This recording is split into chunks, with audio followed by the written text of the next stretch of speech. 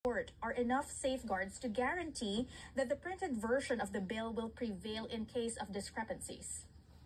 Nagsisinungaling yung mga mambabatas na nagsasabing ito'y typographical, grammatical, or merely printing errors. Katrina, pahintulutan mo ako magsalita sa wikang Filipino upang higit man na maintindihan ng ating mga kababayan itong napakasalimuot na usapin ng budget. I'll try to simplify to the best of my ability itong usapin ng budget. Hindi totoo na walang depekto ang ating budget. That's why we went to the Supreme Court. Nag-file tayo ng petition because we believe pagod na ang mga Pilipino. We have to put a stop to this circus. It's time to get serious. Attorney Rodriguez, sabihin na po natin na mayroon nga di umano, ayon sa inyong camp, na mayroong mga mali o mga illegality doon sa national budget ng 2025. But at the end of the day, if accountability is what we are after, then why not just simply file maybe administrative or criminal cases against those who authorized or signed that bicameral conference committee report? Because, Katrina, what you're asking is for us to not to do our duty as a citizen. This is criminal.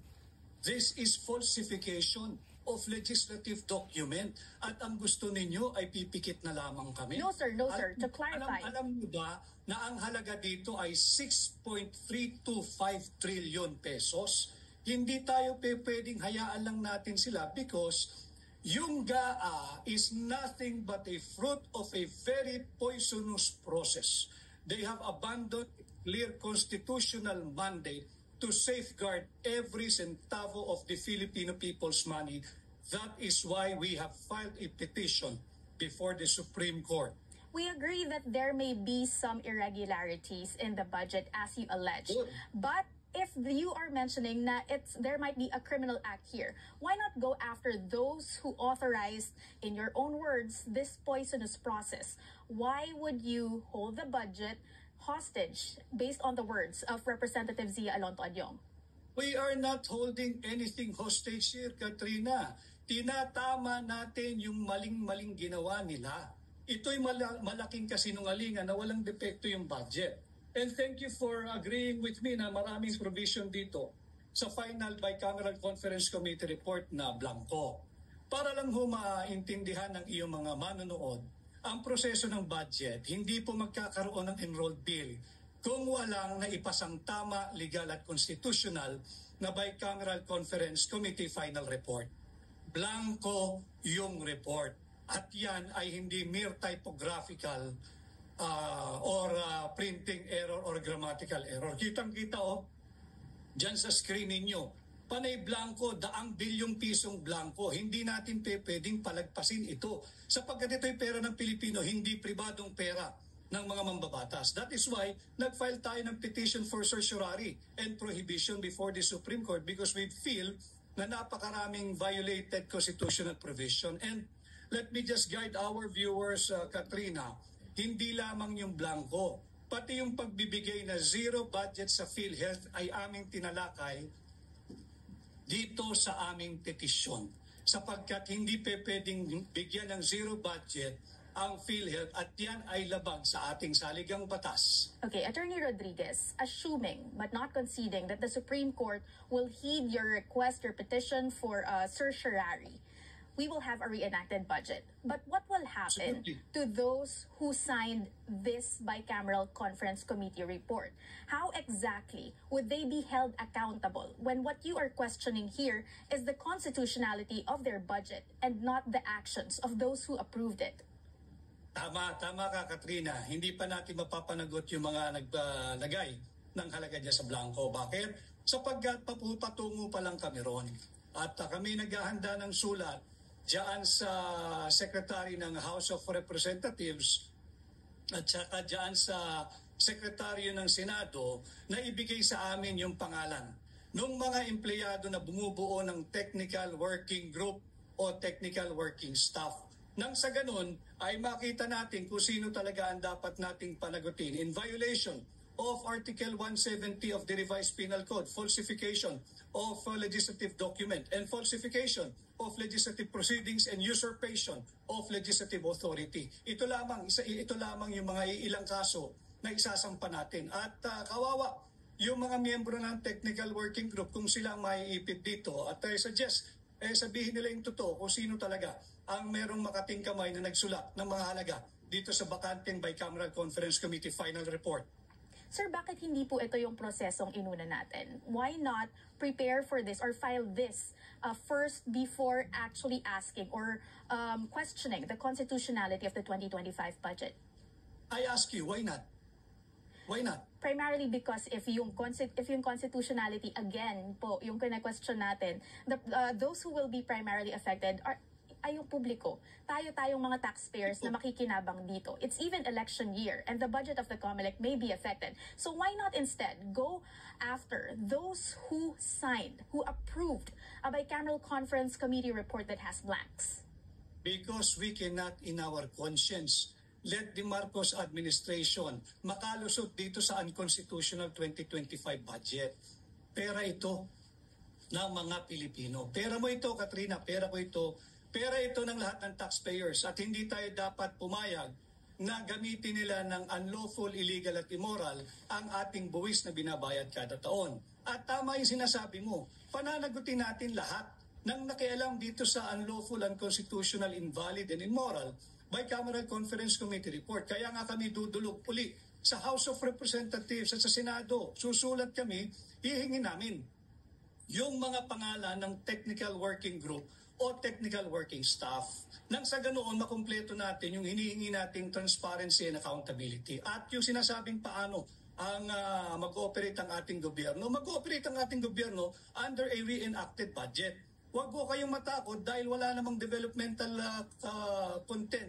Itong 2025 budget, panay politika ito eh. Ito precisely ang ayaw nila.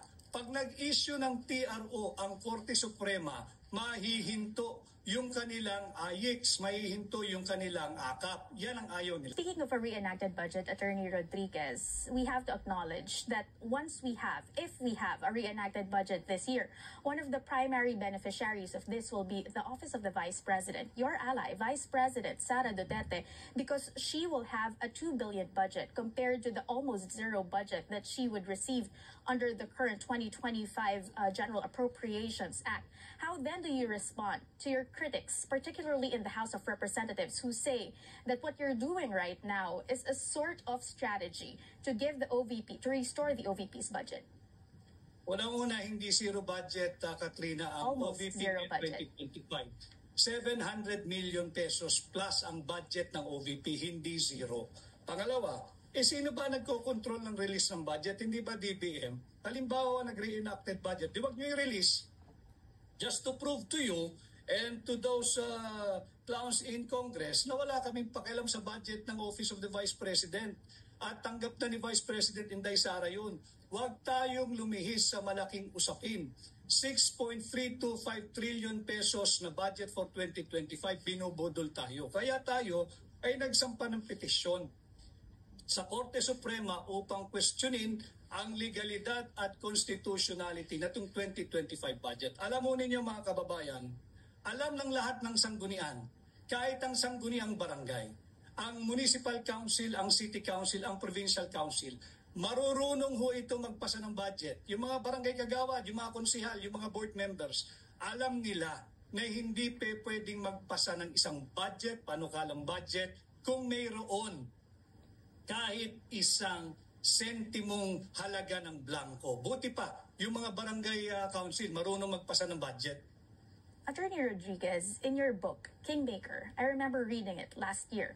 You gave Thank you. details on how key personalities in the Marcos administration pushed you out, eased you out of the current government, particularly as executive secretary. How then do you get rid of the impression or insinuations that everything you are doing right now to question the constitutionality of the president's spending bill or spending a spending measure is just some sort of vindictiveness on your part? Is a clear vindication on the other hand, Katrina, sapagkat kaya ako tumalikod sa aking tinulungang administrasyon na mabuo at sa ngayon naglilingkod bilang Pangulo dahil lihis na yung landas na kanilang tinatahak doon sa aming ipinangako sa mamamayang Pilipino na kami ay magsisilbi ng tapat at hindi magnanakaw at lalabanan ang korap.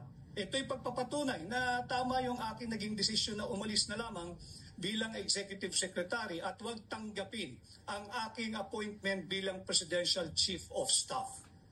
Attorney Rodriguez, based on your opinion, sino po ba ang pinaka-liable dito sa mga nangyari sa Bicameral Conference Committee report na may mga blanco?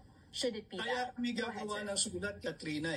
Nais naming tingnan sino yung bumubuo ng technical working group.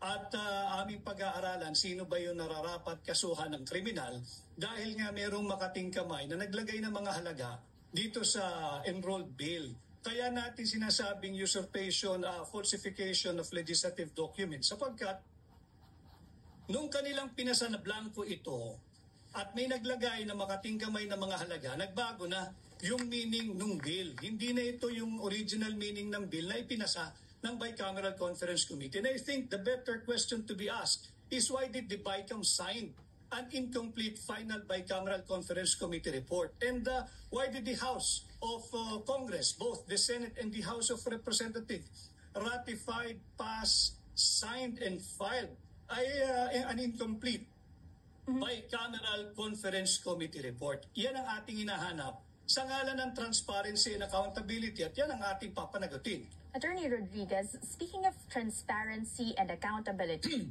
will you also push, either before the High Court or elsewhere, that bicameral conferences should finally be held public instead of what is being done in status quo, clandestine meetings between members from the House and from the Senate? Well, it's up to the court dahil baka sabihin ng court hindi sila pwedeng makialam sa function at workings ng Legislative Department. But tayo, we just go by the Constitution. Wala naman, hindi kasali ang Bicameral Conference Committee sa pagpasa ng budget.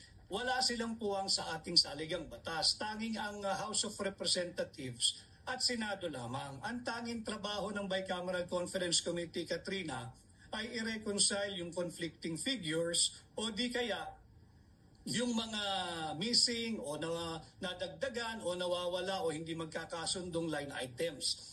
Yun lamang yan, pero wala silang kapangyarihang iangat yung halaga o palitan yung mga line items na ipinasa na. Pinalangkas na ng mababang kapulungan at Senado. Walang kapangyarihan ng BICAM at higit sa lahat, walang pakialam yung fourth chamber or fourth house, kung sino man yun, yung naglagay ng halaga dito sa blankong Bicameral Conference Committee report. Attorney Rodriguez, finally, it's no secret that you're running for the Senate in the 2025 midterm elections. Kapag po ba nakasungkit kayo ng pwesto sa darating na halalan, maaasahan, ano yung inyong stance when it comes to holding bicameral conference committees public? All out ako dyan, Katrina. Dapat maging transparent sapagkat pera natin yan 6.325 trillion pesos ipapasa ng ganun-ganun na lang. Mas magagaling pa yung mga kakaibigan natin na miyembro ng TODA at yung member ng mga Jeepney Drivers Association, marunong sila magpasa ng kanilang tao ng budget kahit mas higit na maliit yung kanilang pera. And we will have to leave it at that for now. Thank you so much for making time for us this Maraming morning. salamat. Former Executive Secretary Vic Rodriguez.